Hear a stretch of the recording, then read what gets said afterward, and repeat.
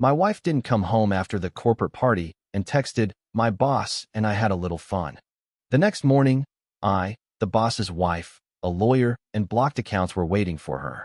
The blue light of the smartphone screen was the only thing illuminating the dark living room at 3 a.m.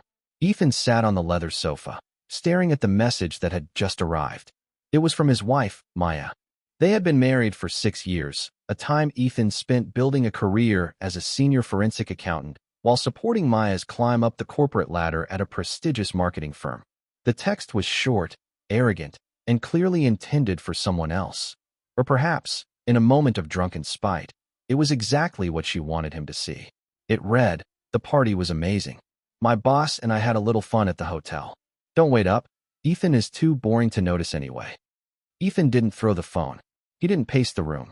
As a man who spent his days looking for patterns in millions of rows of financial data, his first instinct was not emotion, but analysis. He looked at the timestamp. He looked at the background of the photo she had accidentally attached, a suite at the St. Regis. Then, he went to his home office and opened his laptop. Ethan knew Julian, Maya's boss.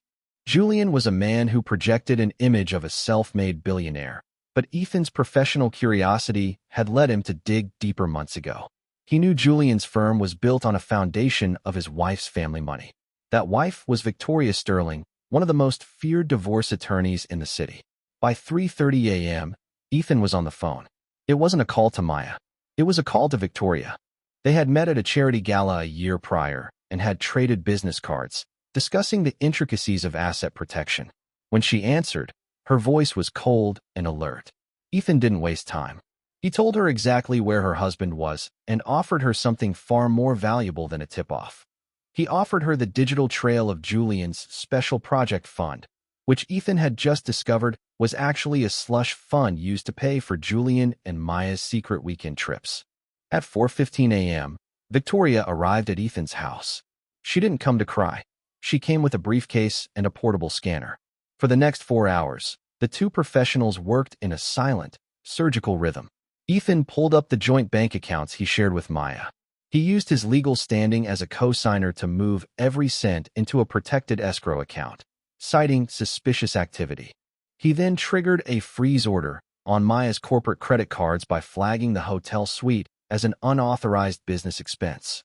Victoria, meanwhile, drafted a series of emergency filings. She explained to Ethan that Julian's CEO contract contained a very specific reputational integrity clause. If the board found proof of him using company funds to facilitate an affair with a subordinate, his stock options would be forfeited. Ethan provided that proof in the form of expense reports he had quietly archived over the last 3 months. As the sun began to rise at 7 a.m., the house was perfectly quiet. Ethan sat at the kitchen island with 2 cups of coffee and a thick stack of legal documents. Victoria sat opposite him, her eyes sharp and victorious. They heard the sound of a key turning in the front door. Maya walked in, still wearing her shimmering cocktail dress from the night before. Her hair was slightly messy, and she had a smug, tired smile on her face. She stopped when she saw Ethan sitting in the kitchen, but she didn't look guilty. She looked bored. She started to say something about the party running late, her voice filled with practiced lies. Then, she noticed the woman sitting across from him. Maya's face turned from a pale white to a sickly gray as she recognized Victoria Sterling. Ethan didn't say hello. He didn't ask her about her night. He simply pushed his phone across the marble counter. On the screen was a notification from her banking app showing a balance of $0. Next to it was an email from her HR department, sent 5 minutes ago, informing her that her corporate access had been revoked pending an immediate investigation into financial misconduct. Maya tried to speak, but her voice caught in her throat. She looked at Victoria, then back at Ethan, realization finally dawning on her. She wasn't just being caught in an affair. She was being erased from the professional world she had spent years trying to conquer. But as Maya opened her mouth to plead, Ethan's laptop chimed with a high-priority alert. It was an automated message from the firm's internal server. Julian, in a blind panic after finding his own accounts frozen at the hotel, had just attempted to delete the special project folder. The twist? Ethan had set a data trap. The moment Julian tried to delete the files, the system automatically BCC'd the entire board of directors, and the Internal Revenue Service with the full history of the fraud. Ethan looked at his wife and realized that in her attempt to have a little fun, she had just helped him trigger a collapse that would send her boss, and possibly her, to a federal prison. The kitchen was silent except for the low hum of the refrigerator. Maya stood frozen by the door, her designer heels still clicking faintly as she shifted her weight. The smug expression she had worn moments ago had completely collapsed. She looked at the zero balance on her phone, then at Victoria, and finally at Ethan. She tried to laugh, a dry, nervous sound that died quickly in the cold air of the room. Ethan watched her without a trace of anger. To him, she was no longer his wife. She was a liability that had been successfully offloaded. Victoria leaned back in her chair, her eyes scanning Maya like a judge presiding over a sentencing. There was no shouting, no dramatic crying. This was a clinical dismantling of a life. Maya finally found her voice, stammering that the text was a joke, a misunderstanding caused by too much champagne. She reached for her handbag, likely looking for her own phone to call Julian, but Victoria spoke first. She informed Maya that Julian's phone was currently sitting in a bowl of ice water at the St. Regis Hotel, and that Julian himself was currently being detained by the hotel's private security after his corporate card was declined for a $20,000 bill. The reality began to sink in. Maya realized that the fun night had been a setup she walked into perfectly. Ethan explained the situation with the precision of an accountant. He told her that by using the corporate card for the hotel suite, she had technically committed wire fraud under the new ethics policy he had helped the firm's board draft the previous year. Because the money used for the room came from a client's management fee, it was a federal matter. Maya began to cry, but Ethan didn't move to comfort her. He pushed a single document across the counter, a postnuptial agreement they had signed 3 years ago when she had asked for a loan from his personal savings to start her master's degree. The agreement had a fidelity and professional conduct clause. By violating it, she had effectively forfeited her right to the house, the car, and any shared investments. The front doorbell rang. It wasn't the police, it was a courier. He delivered a large, padded envelope addressed to Ethan. Inside were the physical backup drives from the firm's off-site server. Ethan had anticipated Julian's attempt to delete the files and had paid for an emergency physical retrieval an hour before the data trap was even triggered. Ethan opened the drive on his laptop. As the files loaded, a series of photographs and scanned contracts appeared. These weren't just records of an affair or a small slush fund. They were evidence of something much larger. Julian had been using Maya's department to wash money from a series of offshore shell companies. Maya hadn't just been his lover. She had been his primary signatory on documents she probably hadn't even read. Maya's face went from fear to pure terror. She realized she wasn't just losing her marriage and her job. She had been the fall girl for a multi-million-dollar money laundering scheme.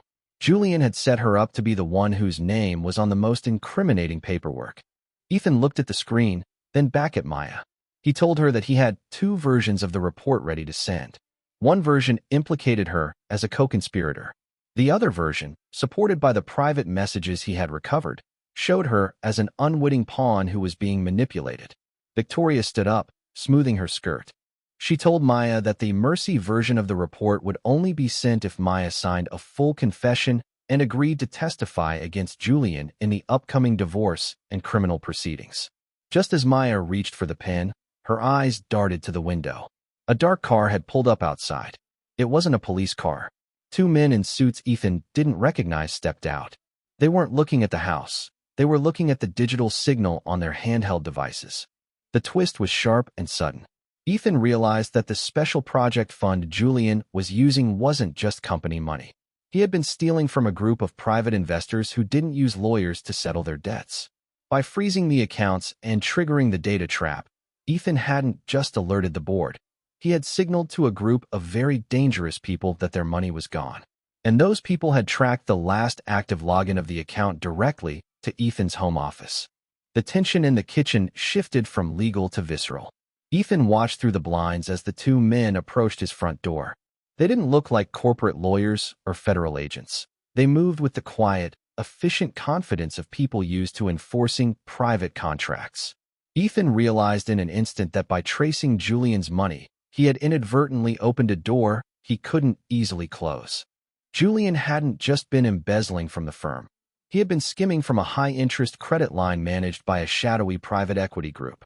Now that the accounts were frozen, that group was looking for the person who had pulled the plug. Victoria, sensing the change in the atmosphere, didn't panic. She reached into her briefcase and pulled out a secondary phone, one that wasn't registered to her firm. She made a single, 10-second call, speaking in a low tone that Ethan couldn't catch. Meanwhile, Maya was trembling so violently she had to grip the edge of the marble counter to keep from collapsing. The fun she had bragged about hours ago had placed a target on her back. Ethan stepped away from the window and turned to Maya. He told her to go to the basement, not to hide, but to access the reinforced server room he had built for his consultancy work. It was the only room in the house with a dedicated phone line and a separate security grid. For the first time that morning, Maya didn't argue.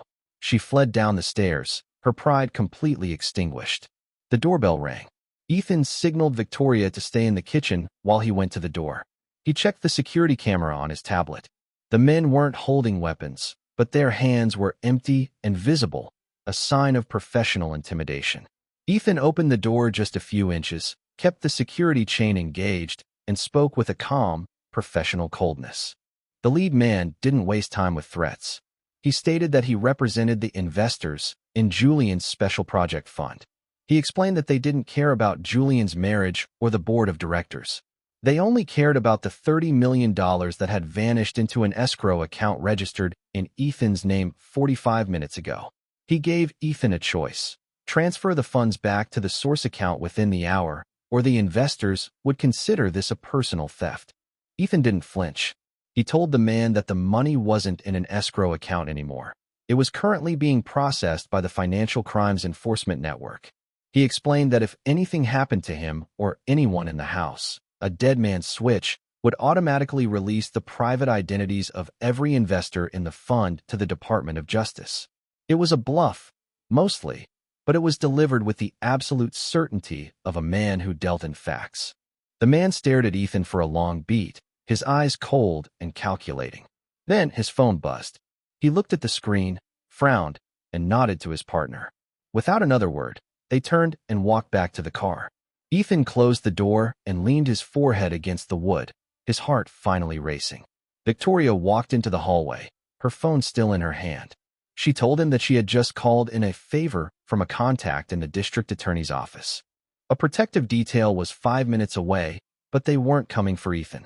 They were coming for the data. The three of them gathered back in the kitchen. Maya returned from the basement, her face tear-stained. The professional alliance between Ethan and Victoria had worked, but the victory felt hollow. Julian was ruined, the money was flagged, and the affair was public. Ethan sat back down and opened the laptop one last time to finalize the transfer of evidence to Victoria's firm. As he scrolled through the final batch of recovered messages from Julian's phone, he saw a series of texts that hadn't been sent to Maya. They were sent to an encrypted contact labeled The Architect. The messages revealed the final, shocking layer of the betrayal. Julian wasn't the mastermind. He was being coached by someone else on how to frame Maya and Ethan for the entire embezzlement scheme. Julian's fun with Maya had been a deliberate tactic to get her close enough to plant incriminating software on Ethan's home network. Ethan's blood ran cold as he realized the software was already there. He checked his own system logs. A massive data breach was currently happening, not from the firm, but from his own private servers. Every client file Ethan had ever worked on, including Victoria's private estate records, was being uploaded to a public server in real time. The hook was devastating. Ethan had destroyed Julian, but the architect had already won. As Ethan looked at the list of files being stolen, he realized the identity of the person Julian was messaging. It wasn't a competitor or a stranger. It was the one person who knew Ethan's security protocols better than anyone, his own younger brother, a cybersecurity expert he hadn't spoken to in years. The realization was like a physical blow. Ethan's younger brother, Leo, had always been the shadow to Ethan's light, a brilliant but volatile coder who viewed the world as a game to be hacked. While Ethan built digital fortresses, Leo looked for the cracks. The messages on the screen confirmed it. Julian hadn't found Maya by accident. Leo had directed him toward her, knowing that Ethan's one weakness was the woman he loved. Victoria stood over Ethan's shoulder, her professional composure finally breaking. She saw her own name on the list of files being leaked. If her private estate records and client lists went public, her career as a top-tier attorney would be over in an hour. She looked at Ethan, her eyes demanding a solution. He's not just stealing data, Ethan whispered, his fingers flying across the keys. He's using a wiper protocol. Once the upload is finished, it's going to erase my entire server. Every piece of evidence we have against Julian, every confession, every financial trail, it will all be gone. We'll be left with no proof and a house full of stolen data. Maya sat at the kitchen island, her head in her hands. She finally realized the depth of the game she had been a part of.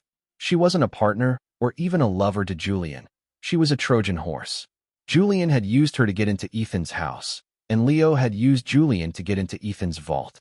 Ethan knew he couldn't stop the upload from his house. The connection was already compromised. He needed to cut the data at the source. He grabbed his keys and told Victoria to stay with Maya and wait for the DA's detail. He had to get to the firm's secondary data center, a high-security facility 10 miles away. It was the only place where he could manually override the server's outgoing traffic. As he drove, the logical consequences of his own actions began to haunt him. He had spent his life being the boring one, the reliable one, the one who followed the rules. But Leo had spent his life studying how to break them. Ethan realized that Julian's text message wasn't a mistake at all. It was a trigger. Leo knew that once Ethan saw that text, he would immediately open his laptop and log into his most secure accounts to start the counterattack.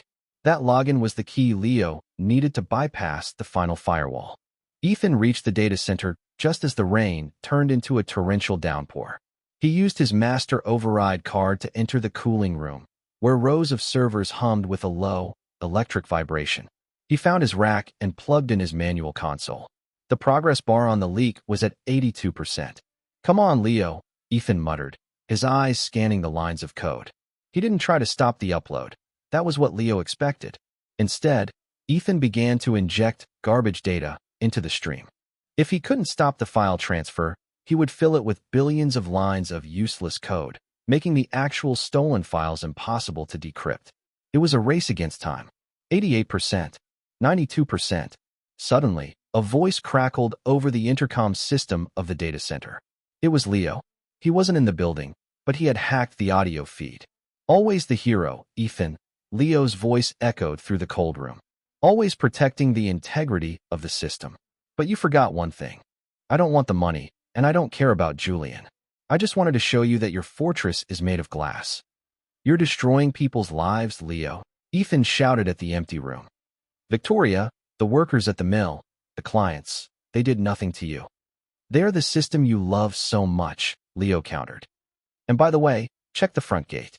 Ethan looked at the security monitor. The black car from earlier, the investors, had followed him. They hadn't gone away. They had simply waited for him to lead them to the data. They didn't want the money anymore. They wanted the server. If they could control the data, they could blackmail the city's entire elite. Ethan had 2 minutes. He could finish the garbage data injection and save the clients' reputations, or he could trigger a total physical wipe of the servers to prevent the investors from taking the hardware. But if he wiped the servers, he would also destroy the only evidence that could keep Maya out of prison. He looked at the monitor. The men were already at the door of the server room. He looked at the screen. 98%. In a moment of cold, professional clarity, Ethan didn't choose his wife, and he didn't choose the clients. He chose the one thing Leo didn't expect. He reached into the back of the server rack and pulled the physical cooling lines. Freezing liquid nitrogen began to spray into the server's internal components. The screens went black. The hum of the machines died. The data was gone. All of it. The evidence, the secrets, the theft, everything was frozen in a block of ice. The door to the cooling room kicked open. The 2 men stepped in, but they stopped when they saw the clouds of white nitrogen gas and the ruined equipment. Ethan stood in the center of the room, his hands up, a calm smile on his face. "The data is dead," Ethan said. "There's nothing left to steal." But as the men moved toward him, Ethan's phone buzzed in his pocket. It was a final, automated text from his home security system. Maya had left the house. She hadn't waited for the police. And she hadn't left alone. The GPS on her phone showed her moving toward the airport, and her destination wasn't a hideout. She was heading toward the one place Ethan never thought she'd go, Leo's private hangar. The cold air of the server room felt like a tomb. Ethan stood motionless as the investors realized the hardware was worthless. Without the digital keys or an active server, they had no leverage. They looked at the ruined, ice-covered racks, then at Ethan's steady gaze, and realized that staying any longer only increased their risk of being caught at a high-security crime scene. They retreated into the rain, leaving Ethan alone in the dark. But Ethan didn't celebrate. He stared at the GPS tracker on his phone. Maya was at the airport, and she was with Leo. The betrayal had a final, bitter layer. Maya hadn't been a victim of Leo's game. She had been his partner. The unintentional text message, the affair with Julian, the data breach. It was all a coordinated strike to strip Ethan of his assets and his evidence while providing a distraction for the real theft. Ethan didn't call the police. He knew that in the world of high-level digital crime, the police were too slow. He drove to the airport, not to the main terminal, but to the private hangars on the north side. As he pulled up, he saw a small, sleek jet idling on the tarmac. He stepped out of his car just as Maya and Leo emerged from the hangar. Leo looked exactly as Ethan remembered, restless, brilliant, and arrogant. Maya stood beside him, no longer crying, no longer the terrified wife. She held a sleek, titanium briefcase. "You're late, big brother," Leo shouted over the whine of the jet engines. "I expected you to figure it out at the house. You're getting slow." "Why, Maya?" Ethan asked, his voice barely audible over the wind. "Everything I built for us." Maya looked at him with a coldness that made the nitrogen in the server room feel warm. "You built a cage, Ethan. A safe, boring, integrated cage. Leo offered me the world. We didn't just take Julian's money. We took the credentials for every offshore account you ever audited. We don't need the firm. We own the shadows now." Ethan realized the briefcase didn't contain the data he had frozen. It contained the seed phrases, the physical keys to billions in cryptocurrency that Julian had been hiding for years. Maya and Leo had used the chaos of the affair to let Julian take the fall while they walked away with the prize. "You won't get far," Ethan said, stepping toward them. "I ruined the server, but I didn't ruin the trail. I'm a forensic accountant, Leo. I don't need a live server to find you. I just need a starting point." Leo laughed and patted the side of the jet. "By the time you find the first transaction, we'll be in a jurisdiction that doesn't even have an extradition treaty with your system. Goodbye, Ethan. Enjoy the ruins." They turned to board the plane. Ethan stood on the tarmac, watching the door close. He didn't try to stop them. He didn't run. He simply pulled a small, black remote from his pocket, the one he had taken from the server room's emergency console. He pressed a single button. A mile away, in the city's main power substation, a pre-programmed command executed. It wasn't a wipe, and it wasn't a leak. It was a tax ID broadcast. Ethan had spent the night not just fighting the breach, but linking the seed phrases in that briefcase to the one entity more relentless than any private investor or jealous husband: the Internal Revenue Service and the International Monetary Fund. The jet taxied toward the runway, but it never took off. Four black SUVs with federal plates swerved onto the tarmac, blocking the path. The hangar's lights turned a blinding, flashing red. Ethan had known he couldn't stop Leo from stealing the money. So, he had done something much more boring and effective. He had officially registered the stolen funds as unreported taxable income in Maya and Leo's names. He had even paid the initial filing fees using their frozen joint account. The door of the jet opened. Federal agents swarmed the stairs. Maya and Leo were led down in handcuffs. As they passed Ethan, Leo looked at him with pure, unadulterated rage. "You turned us in?" Leo hissed. "You destroyed the money just to catch us?" "I didn't destroy it," Ethan said, leaning in close. "I just made sure the government took their 40% cut, and since the rest is stolen, they'll be keeping the other 60% as evidence. You didn't lose to a hero, Leo. You lost to an accountant." Victoria arrived a few minutes later with the district attorney. She looked at Ethan and gave a single, respectful nod. Her reputation was safe. Ethan had successfully garbaged the leak before her files were readable. Maya looked at Ethan one last time before being pushed into a police car. The fun was over. The logical consequences had arrived. She had traded a stable, honest life for a brilliant spark that had burned her to the ground. Ethan stood alone on the tarmac as the rain finally stopped. He was a single man now, with a quiet house and a boring job. But as he looked at the sunrise, he felt a strange sense of peace. He had lost his wife and his brother, but he had kept his integrity. And in his world, that was the only balance sheet that ever truly mattered.